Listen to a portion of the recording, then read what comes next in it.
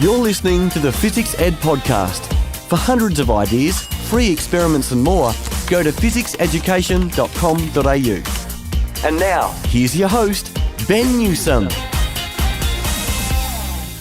Adam Selinger has been teaching science for over 25 years. He started as a science educator at Questacon in Canberra and has since gone on to work at the Edinburgh Science Festival. He's run science shows at the United Arab Emirates. He was a co-founder of the Children's Discovery Centre, which ran out of Western Sydney for quite a while. And he's been running an electronics outreach company called MadLab in Australia too. Look, he's a busy guy, and in this session we get into talking about how he's been putting science for preschoolers into Australian libraries, as well as heading up the early start discovery space out of the University of Wollongong. In this we talk about not only teaching science, but also the importance of creativity and nurturing a discovery mindset. Plus, well, just because we can, we start talking about strange science experiments, including air pressure using cornflakes. Yep, demonstrating air pressure with cornflakes. This is the Physics Ed Podcast. Hello, welcome to the Physics Ed Podcast, and really looking forward to this one because I've been speaking with a good friend of mine for many, many years, Adam Selinger. He is a science communicator of great standing. He's done hundreds and hundreds and hundreds and hundreds and hundreds of science shows and workshops, not only in Australia, but in the UK and around the world, including Canada, China, Indonesia, New Zealand, South Africa, all over the place. And look, I'm really looking forward to this. Adam and I get into talking about how he's been working on his program called Little Bangs, which is a program for primary, not only primary kids, but actually preschoolers from ages 3 to 5 and teaching science in libraries. We talk about his thoughts around creativity in the classroom and what allows kids to actually get excited and learn a bit about their world in their own way. And we also talk about the value of failure in an experiment. So look, stay tuned with this. I really am looking forward to it. And later on, we'll look at our top 3 learnings of the actual podcast, plus a whole bunch of tips and tricks that might actually help you around teaching creativity in your classroom. Anyway, without further ado, here's Adam Selinger, who's the creative director of the Children's Discovery Museum, as well as heading up the Early Start program at the University of Wollongong. This is the Physics Ed Podcast. We're all about science, ed tech and more. To see 100 fun free experiments you can do with your class, go to physicseducation.com.au. That's physics spelled F-I-Z-Z-I-C-S. And click 100 free experiments. Welcome, Adam Selinger, to the Physics Ed Podcast. Thank you very much. Thanks very much for coming along, mate. I mean, I know it's been a very busy time, with Easter long weekend, now Anzac Day long weekend, and the kids' holidays. I imagine you've been pretty flat out. Yes. It's crazy. The school holidays. It's booking them into all sorts of exciting activities, and then playing taxi. Yeah, that's right. You're doing daddy daycare today. I'm doing daddy daycare. Well, actually, no, the kids have just gone back to school, so I did the drop-off, and I don't have to worry about it until pick-up. Yeah, it's our life. I think it's every working person's life these days. No, actually, yeah, you actually have had a bit going on. I only recently noticed that you're launched something up in Newcastle only recently. Well, that's right. So we've got this project where we're really trying to effectively upskill libraries and librarians in their STEM offerings. And we've initiated a project that started in Sydney with just one library and then expanded to about 25. And then we sort of got some inquiries further afield. But, it becomes quite time-consuming and expensive to send our people out to run these programs. So we sort of hit on the idea of perhaps we could train librarians themselves to deliver some of our junior programs. So we train them and, show them how they can get hold of the gear or buy it from us, simple materials. Then they'll be ready to run these things themselves. And this is fantastic. This is the Little Bangs program, right? It is the Little Bangs program, and that's what just got launched in Newcastle just the other week. How do you find working with, librarians are really, talented people with a lot of things they've got to juggle. They're almost like they're spinning plates all the time with lots of stuff going on. How do you find training them in STEM, particularly if they haven't got a background in it? Well, it's interesting. It's a bit of a self-selecting audience. It's a bit like when you run science camps. You tend to get the children, in this case, you're getting the adults who are actually generally quite motivated and keen to do it. So firstly, they're interested in doing it. Many of them have done something or played in the space already. Yeah, there is a genuine concern, both their side and ours, about sort of having a good science knowledge. And of course, in an ideal world, you'd want to have people with science background delivering these kinds of programs, but that's not the world we live in, not yet. That is perhaps a wider ambition. So look, what we do is we start with a program which we've called the Little Bang Discovery Club, and it's designed for preschool children, sort of between the ages of 3 and 5, and their accompanying adults. So the actual content is very much geared around the learning capabilities of young children and the abilities of non-science background parents, carers, to facilitate both when they're working with us in libraries and later at home. So it's a bit of a journey for everyone, which is fine. And it's, the fear of not knowing is sort of taken away because it's a shared journey and it's very kind of fundamental. So it's really, to give the outline of the program, it's a 4-week program. It runs for an hour, each week. And each session sort of builds on what's been gained from the previous session. And it's really the fundamentals of thinking scientifically. And it starts with just looking around the room and naming objects. And it's as simple as that. Then it's a kind of collecting bits and pieces, collecting items together and sorting them. If we've got bits of wood or bits of plastic, bits of toys, bits of things from nature, or just coloured paddle pop sticks, we encourage the children and we encourage the adults with them to sort these materials in any way they like. And that's getting across the notion that there's no right or wrong way of doing this. It's just a kind of personal choice or what makes sense or what's going to be useful. It kind of reminds me of almost like a kid, a mini maker sort of setup in some ways. Well, yeah. I mean, these are all those basic skills which, you'll see that once you start with a 3-year-old getting these skills of sorting objects out, those skills get reinforced when they do the next kind of level of sophistication at 5 and 6. They go into science clubs and then, do the maker movement.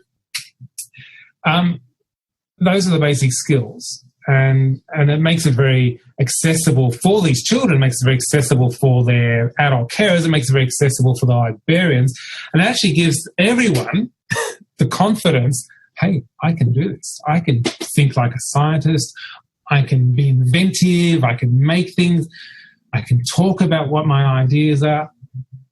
So the librarians are actually finding this something they can do, and it's not so prescriptive that they can apply any of the local conditions to their version of the Little Bang Club. Little Bangs is obviously taken off. I mean, you've got 25 odd libraries going on. You just launched up in Newcastle. I mean, there's clearly a need. Just out of interest, have you ever had to, you've got some interest from a library and they're really keen to go and they've had a bit of pushback within their own council, so maybe this is not our thing? Look, it's interesting. Yeah, look, you get this. You get this in schools as well. There's I don't think I've seen pushback from the council level, but there has been some what I call really quite concerning remarks that we've heard back from, maybe it's only 1 or 2 librarians, and I think in Algarve, one of them says something like, "Oh no, we couldn't possibly do science. That's way too highbrow for our community." Well, what do you do about that? Well, we kind of, after we recover from the shock, but it does exist though. It does exist, and this is kind of what we're seeing in the wider community with this, almost dislike of expert opinions, and everyone's opinion is the same. Is that we kind of got to say, look, it's not science, and we deliberately don't call it science. It is a discovery club. So we've just got to do it by example. We say, look, let us come in and just do a session with a bunch of kids here, and just give you a demonstration of what it is and how engaging it is. And you'll hear from the children, you get the feedback.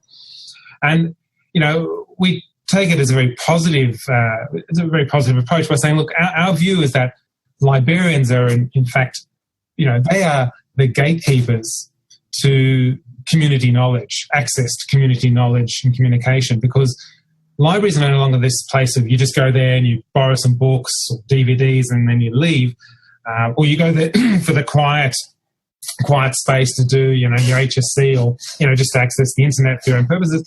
They have this, in our view, they have this really growing and critical role in communities to be a knowledge centre. There's so much new information coming out. Libraries are an ideal place for people to gather and not just receive. It's very two-way. You could actually bring in some of those so-called experts or strongly opinionated people, and there at that grassroots, that's where you can have these kind of conversations in libraries, supported by the kind of science clubs and maker spaces that are becoming more popular.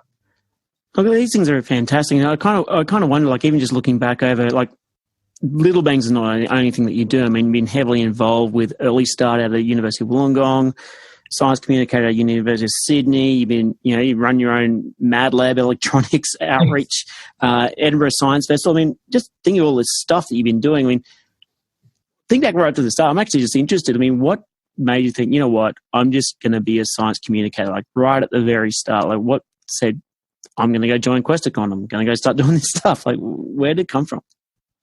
Well, look, in a way, your home environment is so influential on your decisions, and there were no sort of lawyers or doctors or accountants in my family group. I just had scientists. My father's a scientist. My mother was a communicator. She was instructing tertiary students, on especially those from overseas, on how to improve the communication skills. I was influenced by these cool things my father would bring home on the weekend, methylated spirits, burning steamrollers and other bits and pieces. So you were really you really caught up right from the start, weren't you? You had no choice. It was kind of there from the start. But, I was also just I grew up in Canberra. I was naturally curious. I was out in the yard all the time, messing around with stuff, playing with stuff. And that kind of curiosity and inventiveness, I loved Lego, still love Lego. The idea just to build with whatever you've got, kind of testing yourself. What's the best thing I can build with these limited resources? Isn't that the truth these days? That's true. I was interested. I did science at high school, of course, and, I wasn't very good at it, to be honest. I wasn't a great student, but things that interested me, I did well at. And so when it came to choosing a university degree, because there was no choice, I was going to university, I chose science subjects, but I chose things of interest to me, I wasn't sort of steering myself in any direction at all. What was interesting, though, is that year 10, 11, Questacon, which is still in the old primary school at that stage, was running public lectures. And my father was interested in that, and he was dragging his two sons along. And they didn't really get a lot of it at the early stage, but by the time I was sort of in year 12, year 11, I was understanding these lectures, and, they were interesting. My parents had a secret plan to introduce me to a peer group that would not be involved in, anything untoward. And so, Questacon invited all the young, or anyone basically, said, look, if you've attended a whole bunch of these lectures, you're obviously very interested in this, and, we're inviting you to come and train as an explainer at Questacon and when we moved to the new building. And that's what I undertook. Right.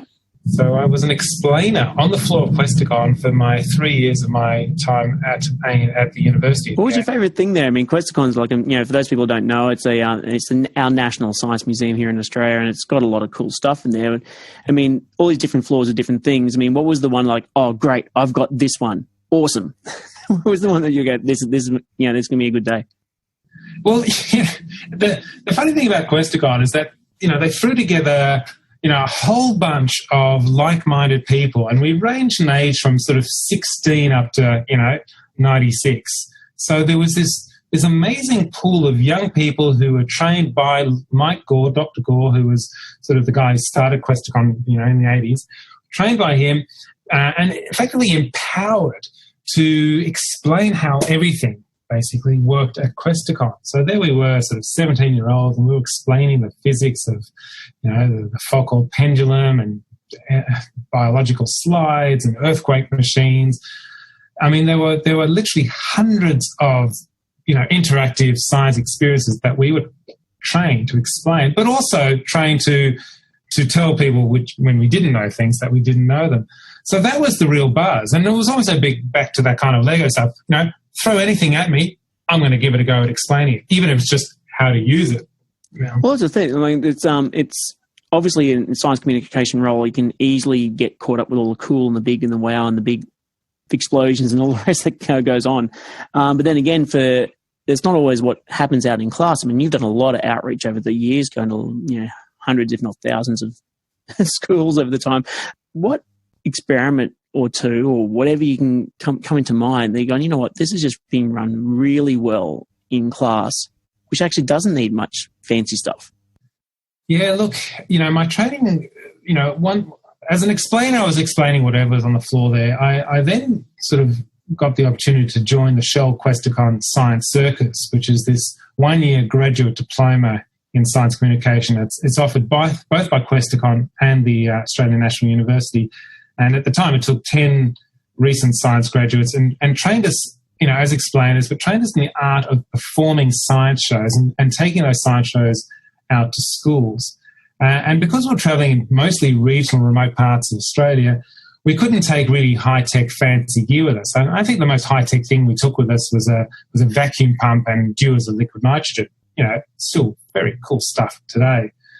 But we could give really effective science demonstrations from items such as bubbles, soap bubbles, and balloons and straws. And it's really about the story that you weave. You demonstrate the phenomena with this low-tech gear, but it's hitting curriculum mark, whether it's the primary school, even HSC level. Absolutely. I mean, actually, just even thinking about the bubble side of things, I mean, I was just running a holiday science program last week with kids on variable testing, and so we're just making which solution makes the best bubbles. And then we had to define what subjectively means a best bubble. So we had to work that bit out. Playing around with, we put salt in it, sugar in it, glycerin in it. What is it? And then there's the kids with a strong observational bent who will look at it and go, oh, look, there are rainbows. Why are there rainbows in these bubbles? And so you could really deep dive into it. Actually, no, there's a science museum up in, I think it's either Malaysia or somewhere in Southeast Asia that teaches molecular bonding using bubbles. So much you can do. That's right. That's fantastic. I mean, so what's just think about all the different stuff you've seen around. I mean, what's just the funniest thing you've seen happen in the classroom? Like something's gone a little bit left of field, and we're just going to run with it. Yeah, well, I think children mucking around with, they want to emulate what you've done. And so you go and you're doing your science shows and they're going, all right, well, now you've done that, I want to kind of do the same thing there. One of my favorites, and it's all good to make a mess in your own place. You go and make a mess in the schoolroom there. So we have this audio tube, which is this sort of long. It's about 1 meter long. It's sort of ribbed PVC piping. It's quite flexible, and you hold one end and you spin it around, and it makes a lovely sound. And that's because the spinning end is effectively pulling the air up, and the air vibrates in the tube, and you're getting a sound. You go fast, and you get one sound. You go slow, and you get a low sound. And to demonstrate to everybody that there's actually air going up because you can't see it, you sit this tube, the still end that you're holding, over it's like a bowl of cornflakes or something like that. Cool. And the cornflakes go, and it sprays around. And then we, of course, in some of these schools, we say, okay, guys, we've got a whole bunch of these. Come out here and give it a go yourself. So, 8 kids out there, each with, a packet of cornflakes, and they're just running around the place, spraying cornflakes everywhere. That is awesome. I mean, I know those tubes. We've often just blocked the end just with our hands, but cornflakes, I mean, that's quite cool. You could almost try all sorts of stuff. You get quite nasty too. I suppose you could use glitter. Yeah, well, that's right. And that's what's sort of going with it. So the kids got inventive. They were trying to, can you get rocks going up there? Oh, no, the rocks didn't work. Little pebbles, no. Glitter. Yeah, you could. No, don't. No. It's very staticky. We deliberately did warn people, so we're going to just see what happens. And yes, we're prepared to clean this up. We were running a Van de Graaff generator experiment, and we thought, let's just see what happens when we put glitter into a cup and turn the Van de Graaff generator on. Yes, it does exactly what we thought it was going to do. Up and everywhere and quite sticky. So do you like it when a prediction comes true? Yeah, it is awesome. Actually, I love those lessons where the kids just go, let's do this, and let's do this. And then by the end of this lesson, you're thinking, okay, we got our outcomes, but gee, we went down a rabbit hole. Yeah, look, I get the greatest thrill is when those kids start being creative. You've sparked something in them, and they go, oh, right, so I wonder if I do that. It's always helpful if they actually try and explain what their thinking is before they do it, but otherwise, I do another program, as you mentioned, the MadLab electronics workshop, and the general program is, here's your bag of components, follow the instructions and placing everything into the board the right way around. Here's how you solder. And those who are just going slowly and carefully will get through it in their own time. Those who have, done it before, quite quick, will get through it. And then you sort of say, well, now you can sort of deconstruct it and change things around. And that's when they get quite creative as well. They can say, so I don't have to follow exactly. No, but you've, work out what you want to replace and what you think might happen. Different resistor or different lights or different, and that's really cool when they start saying, I'm going to do this, I think it's going to happen. Then for me, that's the outcome, because we're not just about, the whiz bang. That's a great way to spark the interest. The ultimate thing is when the children, others, when they start thinking for themselves, when they really start, as you mentioned, that deep dive, they're thinking, they're innovating, they're going, I wonder if I can do that and this happens. And if, of course, that's what you want to see people, leaving university with, or not even going to university, just having that inventive, that curiosity, and that's a great outcome for those guys. And there's been a real movement towards this with kids, getting them their curiosity going and letting them explore it. I mean, I wonder, have you ever come across a situation where you've just got these kids who are, I don't know, they've almost been trained since early on that, no, we're just going to follow the lesson scaffold and we're going to do that and we're going to finish and we're going to repeat to the point of it. Do you ever have a situation where the kids just coming up with something new that isn't guided by you is just almost unheard of? You know what I mean? Like have you ever had the situation where the kids just genuinely have a blockage to do this? Yeah, look, a lot of the workshops I run are a bit like that. I mean, I'd like to give them something that's quite challenging. I'm steer away from too much of the craft kind of thing. So there's definitely a place for it. You're following instruction. You're making a water rocket powered car, and that's great. They've made that. But what I'd like to see is, offering a bit of the theory of saying, look, it comes out of problem solving. And say, what I'd like to do is I'd like to move this car from this side of the room to that side of the room, and I kind of want to do it as fast as possible. And here's some gear for you to try and do that. And it may be a case of, here's an example you might have seen, and I can give an example. I've actually started using YouTube now because that's just a cool way of saying, here's something that somebody else has done. I wonder if you could try and do the same thing. I'm not going to give you any more instruction than you've seen that and here's some gear, or you can try something different. And yeah, look, a lot of children will struggle with that. They'll go, oh, but I don't know what to do. Yeah, you do. Just make something that's going to travel, But yeah, that fear of what's the grade mark when you're going? There is no grade. Just get it from one spot to another. That's right. And the kids come and say, "Well, can you show me the final product? I just want to make it quickly, and then I'm done." And that kind of annoys me. There is that kind of, kids race through it and go, "I've done it. Is this it? Is this it? Is this it?" Now, that's not kind of the point. And I kind of want to tear them away from that. There's the end product. Here's the model. Copy that, and then you can go. It's nah.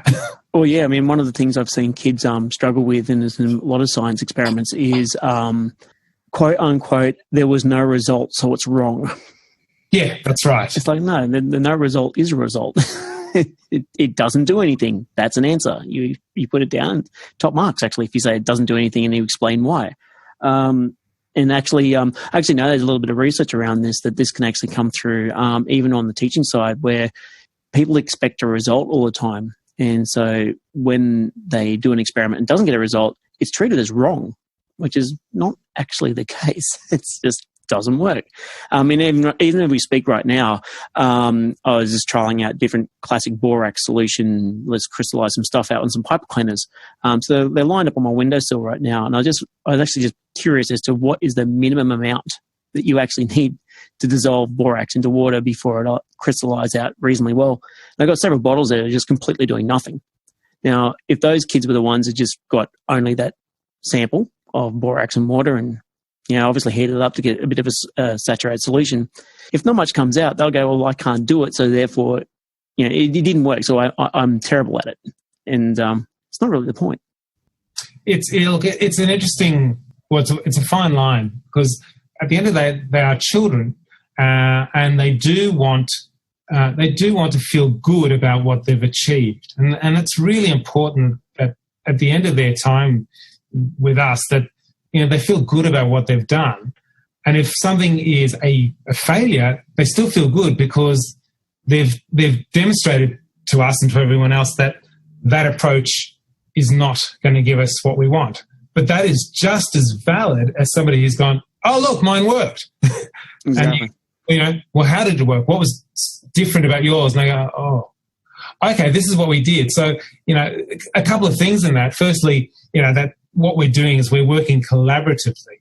And some people are working on this element of the experiment, some people are working on that. But everybody needs to share their outcomes. Otherwise, nobody gets a result. So every now and then, though, I mean, I can imagine you're up on stage, you want this thing to work, and it's just not working. Oh, yeah. What's been the one of the ones where it's been an outright clanger? You've gone, I'm just going to have to explain my way out of this. There's no choice. Yeah, humidity is the killer, or the lack of. Static. Yes. Static. Soap bubbles get killed, and you're trying to do your big finale with a big, half tractor tire full of soapy water, and you've got your volunteers standing in the middle, and you're about to pull them up and put a human inside a bubble, and the bubbles have gone shy. They got stage shy. They're just not happening. That's probably the most difficult. I can remember actually, we had a few years ago. So we, obviously do a lot of work around doing outreach stuff for physics, and we're doing a teacher PD with some teachers, and we're just going to show them how to do a cornflower slime, standard oobleck, pretty good fun. Problem is that it's part of sharing kits means you share problems. So the tub of so-called cornflour had been replaced by a tub of basically icing sugar, but they hadn't been labelled.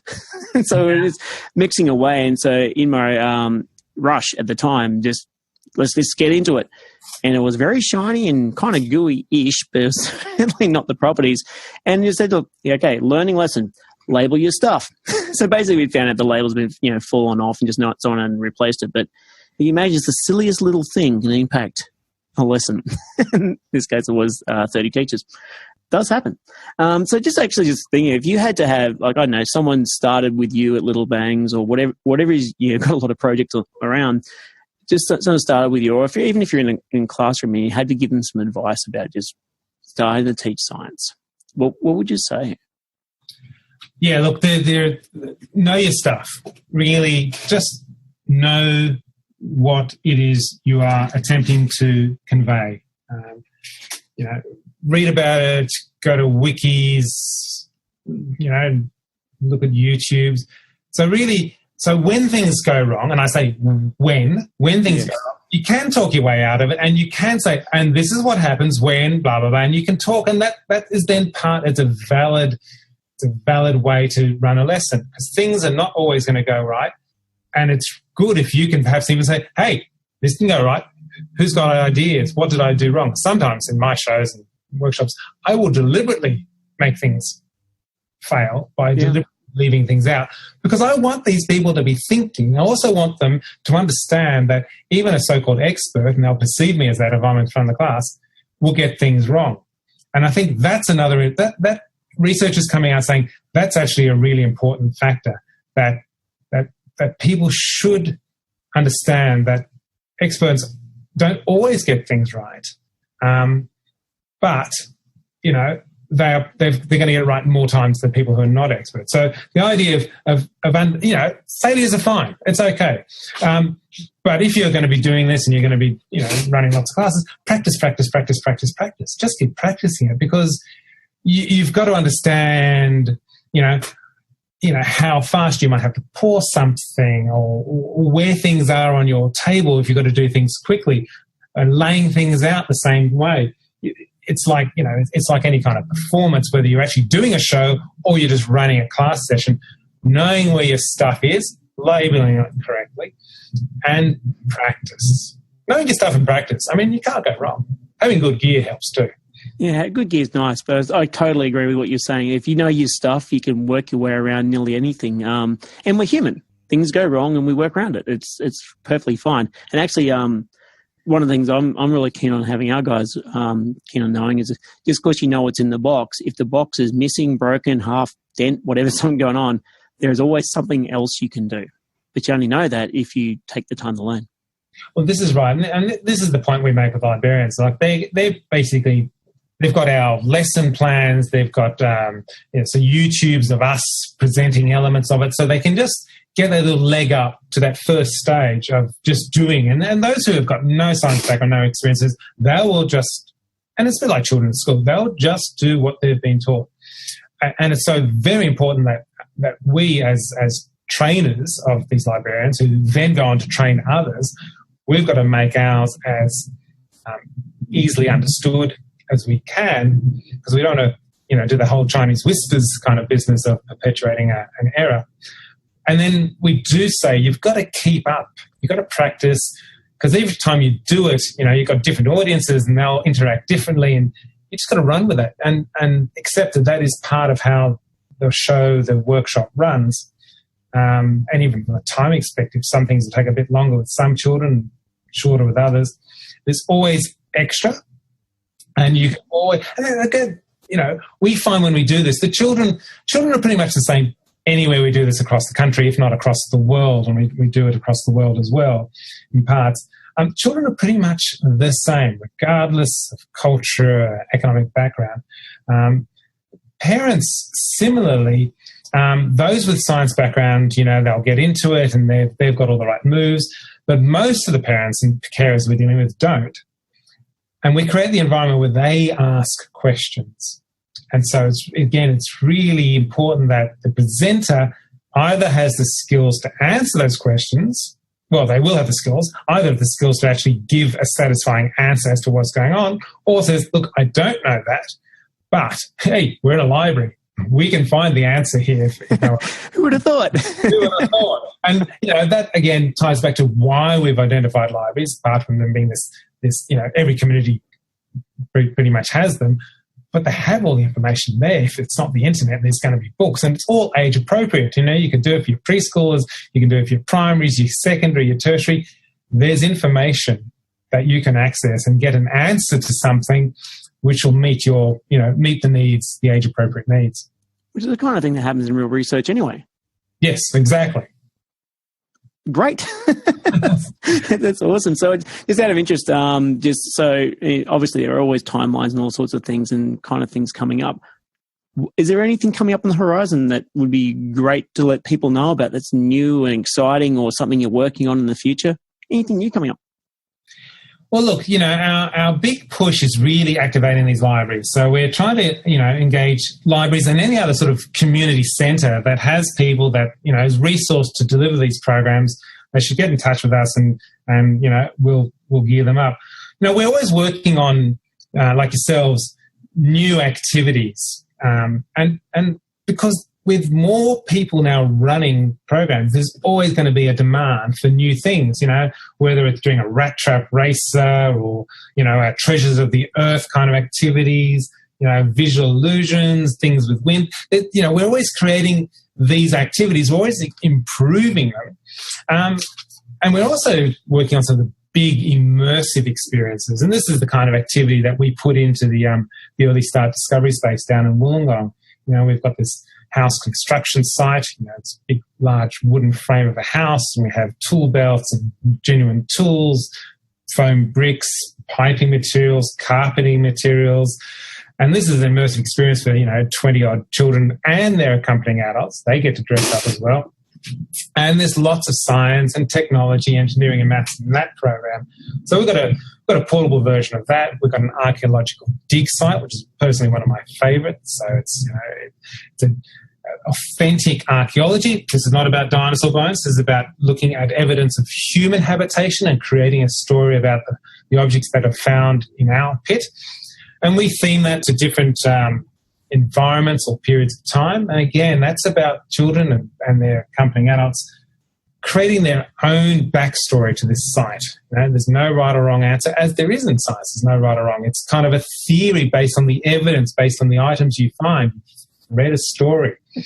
And then the other sort of popular one, I've had a giant stomach for a long time, and I'm not talking about me personally, although it's happening as well. The Tour of the Tummy is a program we've been running off and off for years. So again, it's got authentic sound effects, and we literally enter through the mouth, talk about digestion, talk about, what is a healthy diet and exercise regime. Not to be preachy, but we just have a discussion.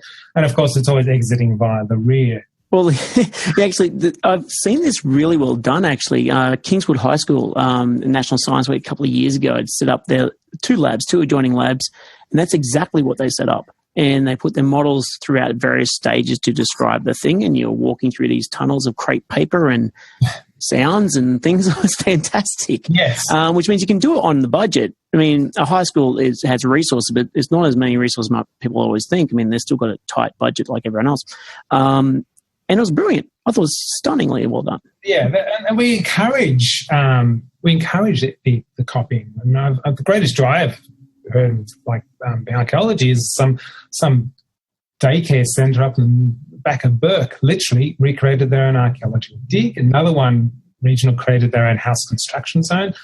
So you do these very low budget and get exactly the same learning outcomes. Yeah, that's it. So it's all you need. It doesn't have to be the big super headliner all the time. Look, thank you very much for coming along. I mean, I know you've been very busy, especially coming into term 2.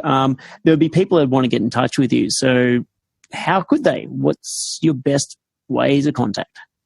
Look, in this day and age, of course, you've got everything from your LinkedIn to your emails to, so my email address is, the simple one is adam@madlab.org.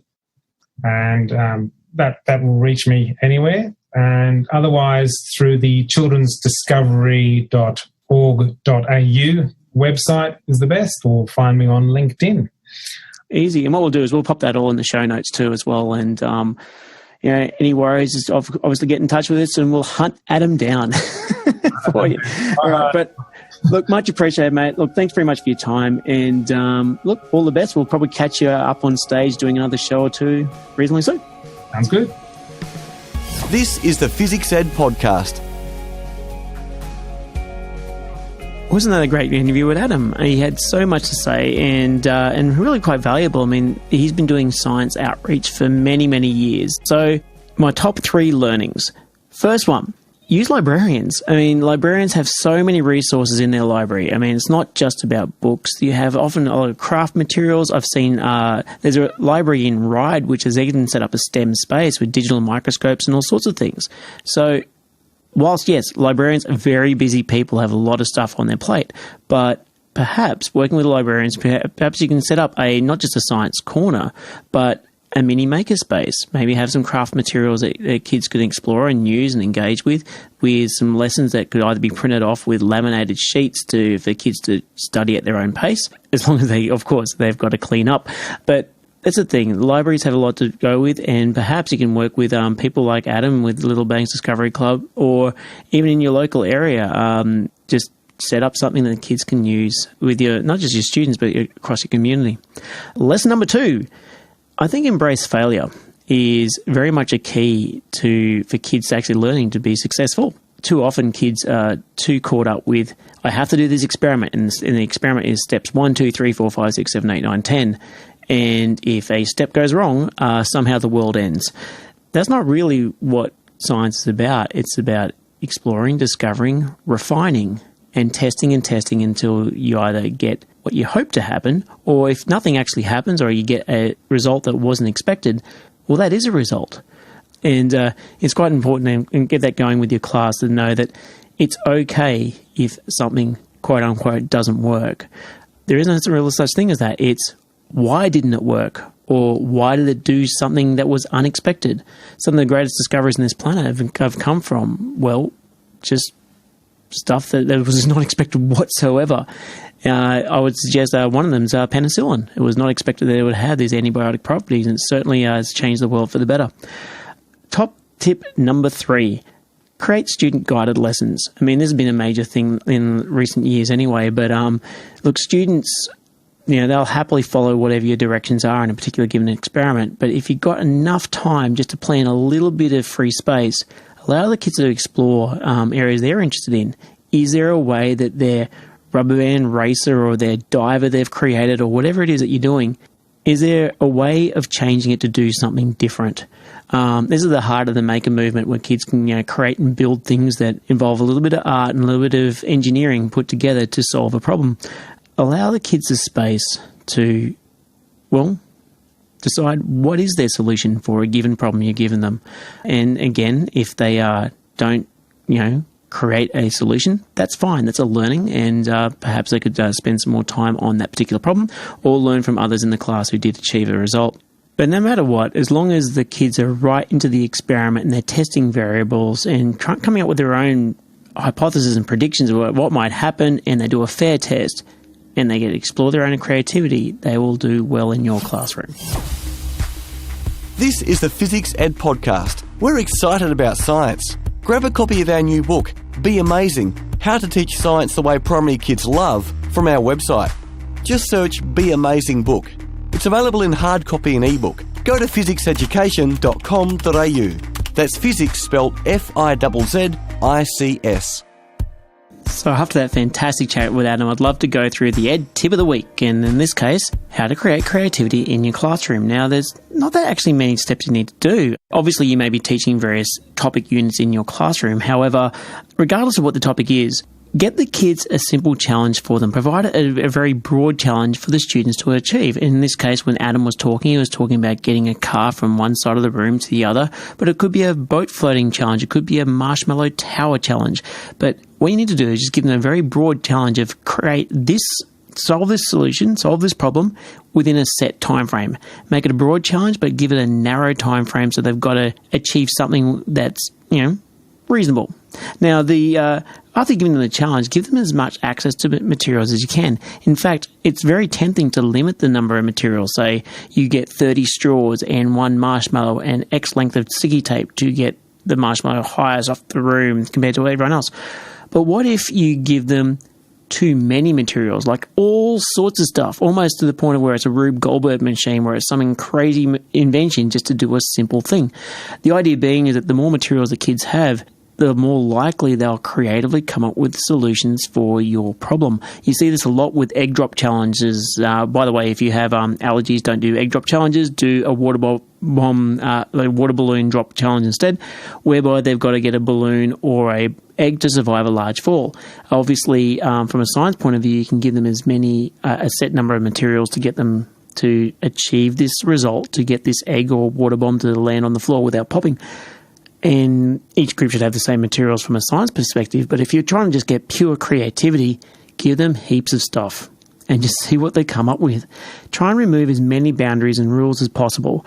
Obviously within safety reasons, of course, but the rules create conformity, and conformity constrains creativity.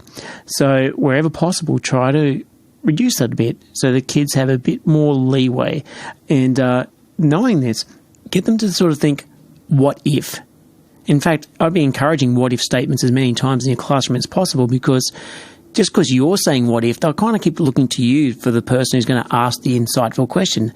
However, there'll be kids in the room that, given a chance, they could create their own questions which kids could investigate. So even during an experiment, if kids suddenly go, I wonder if ... whatever it might be, let them explore it. I mean, unless it's specifically an assessment task, give them a chance to explore what they're actually interested in, and they will be well focused. Now, ideally, if they've finished their task, whether it was moving a car from one end of the room to the other or whatever it is, try to create some stretch goals. So you did this, well done. Can you do it with less materials, or can you do it if it's heavier, or what if I give you these materials instead? Whatever it might be, just because they've made their challenge work, stretch them, make them go further, and it can be quite good. Now, it kind of reminds me when it comes to creativity, there's an old parable effectively, like an anecdote that's been circling around the internet for many, many years. And in fact, a lecturer sent this to me, and actually our entire physics class, when we were discussing how to solve a problem. And in fact, if you want, you can even go check this on Snopes.com, which is simply, is this true? It's known as the barometer story, and there'll be a few listeners may be aware of it, but I'm just going to give an idea of this. Now, the idea was a physics degree had a simple question, which was describe how to determine the height of a skyscraper with a barometer.